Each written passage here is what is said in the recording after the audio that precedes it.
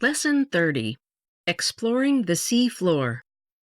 First listen and then answer the following question. How did people probably imagine the seafloor before it was investigated?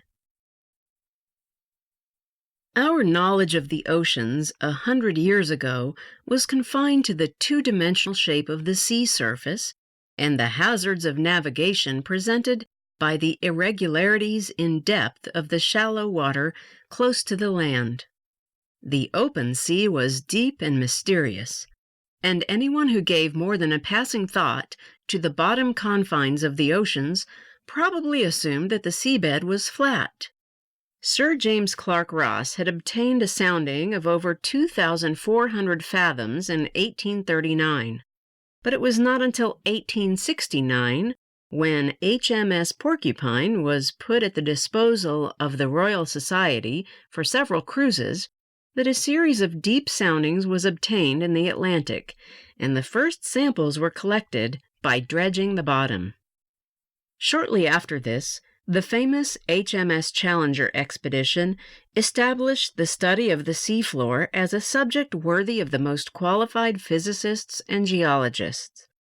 A burst of activity associated with the laying of submarine cables soon confirmed the Challenger's observation that many parts of the ocean were 2 to 3 miles deep, and the existence of underwater features of considerable magnitude. Today, enough soundings are available to enable a relief map of the Atlantic to be drawn, and we know something of the great variety of the seabed's topography. Since the sea covers the greater part of the Earth's surface, it is quite reasonable to regard the seafloor as the basic form of the crust of the Earth, with, superimposed upon it, the continents, together with the islands and other features of the oceans. The continents form rugged tablelands which stand nearly 3 miles above the floor of the open ocean.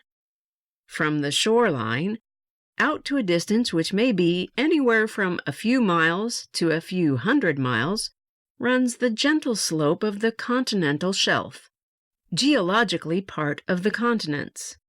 The real dividing line between continents and oceans occurs at the foot of a steeper slope.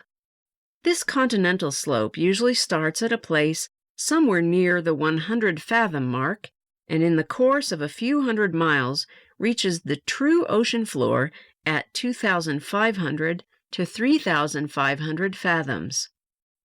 The slope averages about 1 in 30, but contains steep, probably vertical cliffs and gentle sediment-covered terraces, and near its lower reaches there is a long tailing off, which is almost certainly the result of material transported out to deep water after being eroded from the continental masses.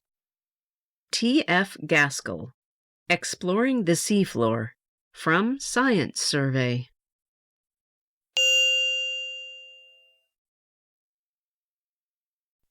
Lesson 31. The Sculptor Speaks. First listen and then answer the following question.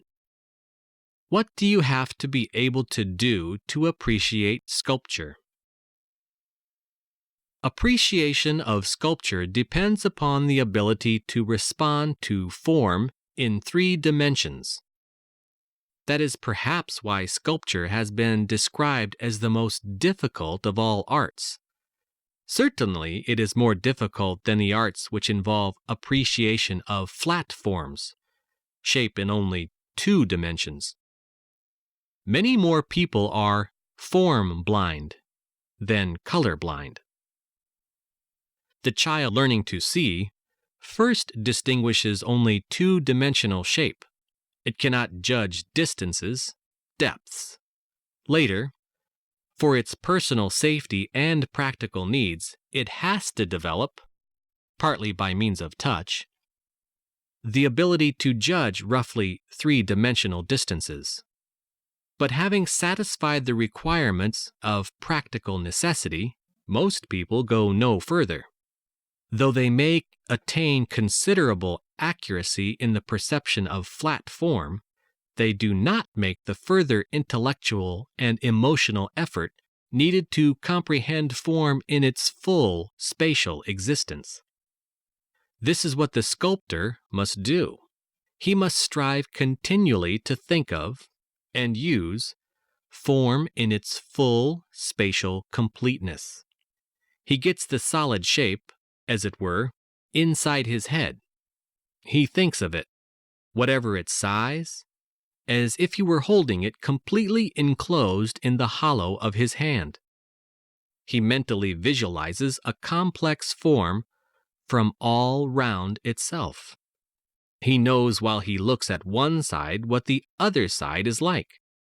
He identifies himself with its center of gravity, its mass, its weight. He realizes its volume as the space that the shape displaces in the air. And the sensitive observer of sculpture must also learn to feel shape simply as shape, not as description or reminiscence. He must, for example, perceive an egg as a simple, single, solid shape, quite apart from its significance as food, or from the literary idea that it will become a bird. And so with solids such as a shell, a nut, a plum, a pear, a tadpole, a mushroom, a mountain peak, a kidney, a carrot, a tree trunk, a bird, a bud, a lark, a ladybird, a bulrush, a bone. From these he can go on to appreciate more complex forms or combinations of several forms. Henry Moore, The Sculptor Speaks, from The Listener.